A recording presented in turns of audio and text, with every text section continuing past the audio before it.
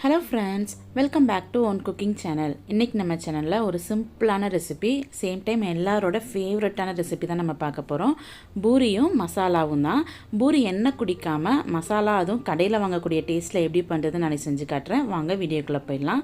ஒரு கடாய் வச்சுக்கோங்க. அதில் கொஞ்சமாக எண்ணெய் சேர்த்துக்கோங்க. எண்ணெய் சூடேறினதும் ஒரு டேபிள் ஸ்பூன் ஜீரகம் சேர்த்துக்கலாம். கொஞ்சமாக கருவேப்பிலை சேர்த்துக்கோங்க. நல்லா பொரிஞ்சதுக்கப்புறம் ஒரு அரை டேபிள் ஸ்பூன் மட்டும் கடலைப்பருப்பு சேர்த்து நல்லா ஃப்ரை பண்ணிக்கோங்க. கலர் மாறிடக்கூடாது. அதில் காரத்துக்கு தேவையான அளவு பச்சை மிளகாய், நான் ஒரு 3 பச்சை மிளகாய் சேர்த்துக்கிறேன். அப்புறம் ஒரு 2 பெரிய சைஸ் வெங்காயத்தை நீளமாக ஸ்லைஸ் பண்ணிவிட்டு உப்பு சேர்த்து நல்லா வதக்கிக்கோங்க. வெங்காயம் வந்து ரொம்ப கலர் மாறணும்னு அவசியம் கிடையாது. ஒரு மூடி போட்டு ஒரு 5 நிமிஷம் குக் பண்ணுங்கள். நல்லா க்ரன்ச்சியாக நல்லா குக் ஆகிருக்கும்.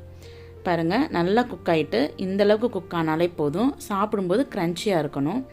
இப்போ ஒரு அரை டீஸ்பூன் மஞ்சள் தூள் சேர்த்துக்கோங்க. சேர்த்துட்டு நல்லா மிக்ஸ் பண்ணிக்கலாம்.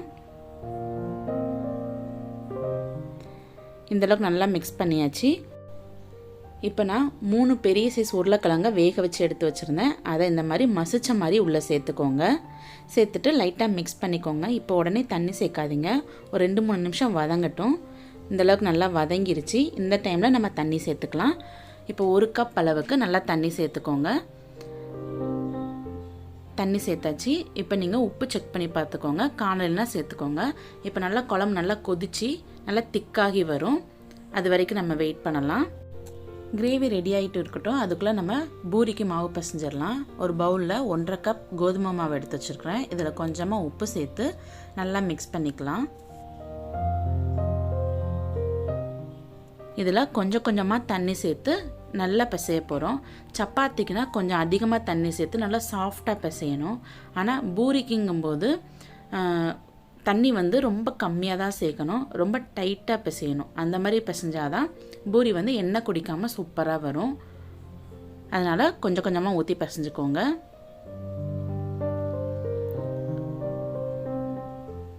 எந்த அளவுக்கு டைட்டாக இருக்கோ அந்த அளவுக்கு எண்ணெய் குடிக்காமல் சூப்பராக வரும். பாருங்கள், நல்லா பிசைஞ்சாச்சு.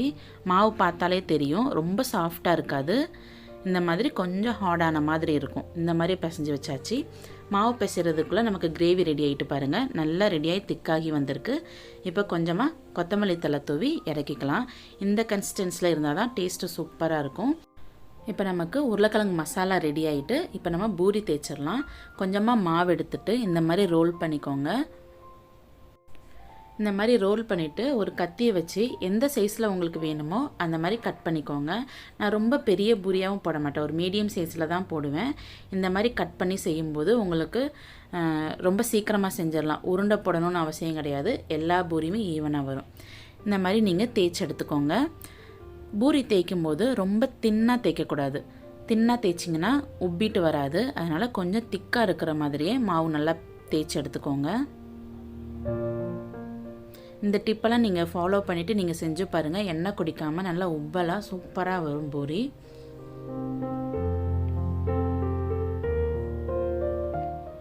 பாருங்கள், தேய்ச்சாச்சு. நான் இந்த சைஸில் தான் எப்போதுமே பூரி போடுவேன். இந்த திக்னஸில் நல்லா தேய்ச்சி வச்சுக்கோங்க.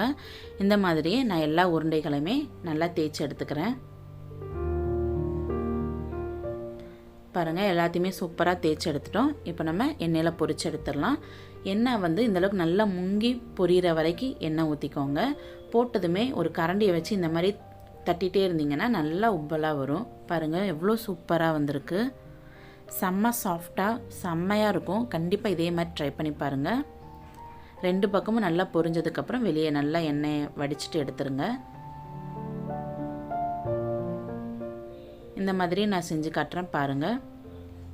எண்ணெய் கொஞ்சம் கூட குடிக்காது. நீங்கள் டிஷ்யூ பேப்பர்லலாம் வைக்கணும்னு அவசியமே கிடையாது. ஊற்றின எண்ணெய் அப்படியே இருக்கும். அந்தளவுக்கு எண்ணெயே சுத்தமாக குடிக்காது. ட்ரை பண்ணி பாருங்கள்.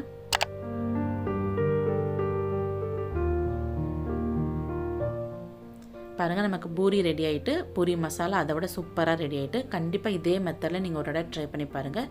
ட்ரை பண்ணி பார்த்துட்டு உங்கள் ஃபீட்பேக் எனக்கு மறக்காமல் கமெண்ட் பண்ணுங்கள். சேனல் உங்களுக்கு ரொம்ப பிடிச்சிருந்தா சேனலை சப்ஸ்கிரைப் பண்ணிக்கோங்க. அப்படியே பக்கத்தில் இருக்கிற பெல் பட்டனை கிளிக் பண்ணிக்கோங்க.